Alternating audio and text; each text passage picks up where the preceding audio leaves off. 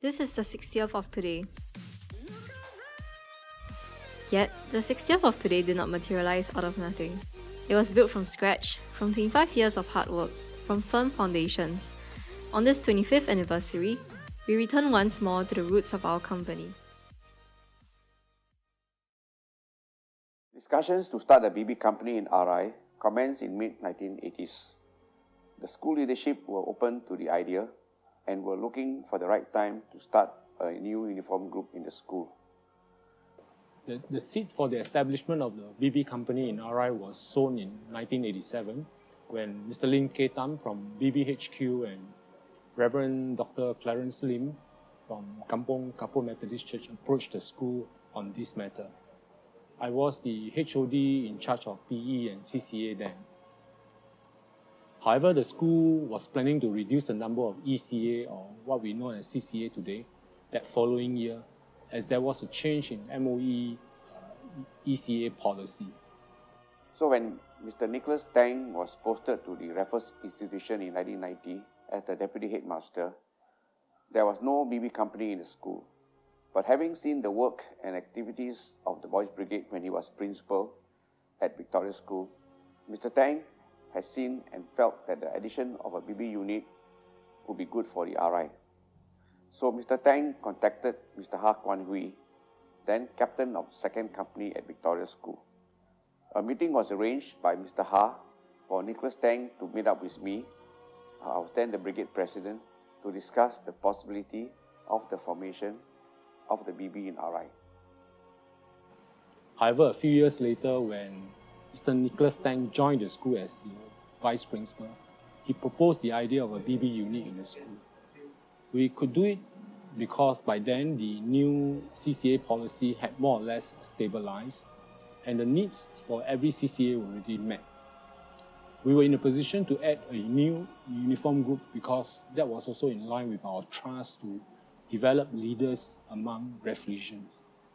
First of all, I strongly believe in the role of non-formal education in shaping the character and values of youth. I knew that the BB has very dedicated leaders. Leaders who are in a BB, not because they have to, not because it's a duty or obligation, but because they are driven by a sense of mission. And the quality of non-formal education is determined not by its program or curriculum, but I believe that the quality of non-formal education is really determined by the quality of its leaders and the relationship between leaders and the members. As we were discussing the company numeral for the RI company, we picked 60th numeral to coincide with our brigade's 60th anniversary in 1990. As I was a church leader at Kampong Kapor Methodist Church, it was an obvious choice for me to invite my church to consider to be the sponsoring church. The pastor in charge then was Reverend Dr. Clarence Lim, who was also the brigade chaplain at that time. Kampong Kapor Church is also the sponsoring church of our 2nd BB company attached to Victoria School. With the brigade and school in agreement, a suitable captain and teacher in charge then had to be chosen. As the brigade president at that time, I asked Mr. Ha Kwan Hui, the captain of 2nd Company at VS, to start BB company at RI because there was no available experienced officer available and to do the pioneering startup work at RI. Mr. Ha had in fact volunteered, and so he took the task willingly. The BB in RI commenced in January 1991 with Ha Kwan Hui as the pioneering captain.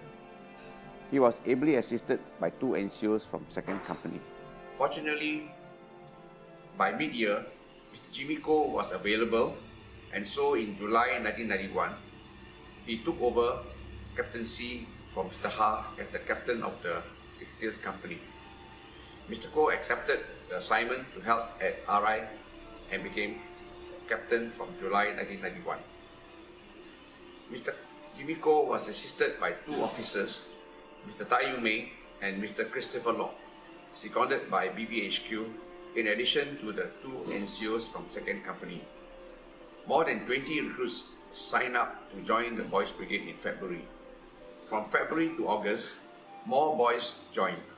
This gradually increased due to the constant encouragement of the teacher in charge, Ms. Lee, and the ECA department, who channeled boys to the BB.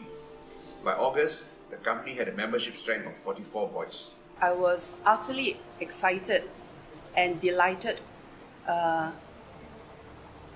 then when my colleague, Mrs. Esther Sim, an ex-RIGP or Gifted Education Program mathematics teacher and a member of the Kampong Kapor Methodist Church, told me one day that RI would be starting a new CCA, the Boys Brigade, and that she was asked to be the first teacher in charge. She expressed her fears in response to the high calling. She asked me if I would like to replace her instead. I was always hoping that RI will have a Boys Brigade or a Christian fellowship to raise godly and God-fearing students for the nation who often became leaders in one sphere or another. So since I had been waiting for this vision to come true, ever since I was called in 1985 to this school, I, without hesitation, immediately agreed. After the company was founded, boys were recruited to join the BB. Some of these students were Christians from Christian families who actually planned to join a Boys Brigade even when they came to join the school in secondary ones. And the other boys probably, were attracted to Boys Brigade because of some good relationship with their teachers, like Ben, who was my art student in Sec 2. I honestly can't remember how BB was first announced. What I do remember is I heard it from Miss Lee Suli, who was my art teacher at that time. She was very passionate about recruiting new members for this CCA. And I was very curious about it. I had never joined a uniform group before, and what attracted me most to it was the fact that it was a Christian group. It was a Christian CCA, which was really quite rare to find. So I prayed about it, and I think what ultimately attracted me most about BB was that it was a prompting, and it was a Christian CCA. Finally, with the company set up, our officers still had to decide on the direction for 60th's early years. Well, I always remember that during the first 3 years of the leadership training camp, our team were always to have tender, loving care in whatever we do. That's TLC. There were two key pillars, I would say, of the culture of the company at that time. And I believe that continues to be today. The first key pillar was the fact that I think we emphasized a lot on tender loving care. That was a very important aspect because we wanted to stand out, in terms of actually caring for the boys. And that we really learned from Jimmy Cole, who was our first captain, the late Jimmy Cole. The second attitude was also that of servant leadership. So, there was a strong emphasis that if you wanted to be a leader, you first had to serve, and there was a lot of emphasis on leadership by example. I think a lot of it we all learned from Jimmy. It was the epitome of that. And Jimmy Cole, to this day, we remember him as being a very generous person with his time and even with his money. And although we organized into squads and the NCOs always had to plan activities, Jimmy would come down regularly to spend time with us to help us in our planning. And I think ultimately to this day we remember him a lot, and I think he's left with a strong impression. I think beyond that, I think all the teachers in charge, Miss Florence Lee, Miss Tang, our captains after that, Raymond, even Calvin, everybody showed what it meant, to have tender loving care and to be a servant leader. Our officers translated these ideas into concrete action, leading the way by displaying their thorough concern for the boys. I remember bringing I think I bought a carom board for my art room, but I transferred it down to the Boys Brigade room for the boys to play after school. So they would all come and gathered to fellowship almost every day. After lunch, to play carrom with each other and to have fun and maybe do some homework there. I was always highly vigilant as a teacher in charge and kept a very close supervision on the RI boys' activities, their safety, their well-being, as well as making sure that they are learning what they need to learn in order to have the kind of character meant for a leader in time to come for the nation as well. All this effort and dedication paid off as RIBB flourished. Within the first 2 or 3 years of establishment, we were starting to outperform many of the older units in the HQ competitions, such as Bible Quiz, Best Unit or Batch Awards. I think we were best senior company in a very short time, 4 or 5 years. We have also since added the bagpipe section and the primers section.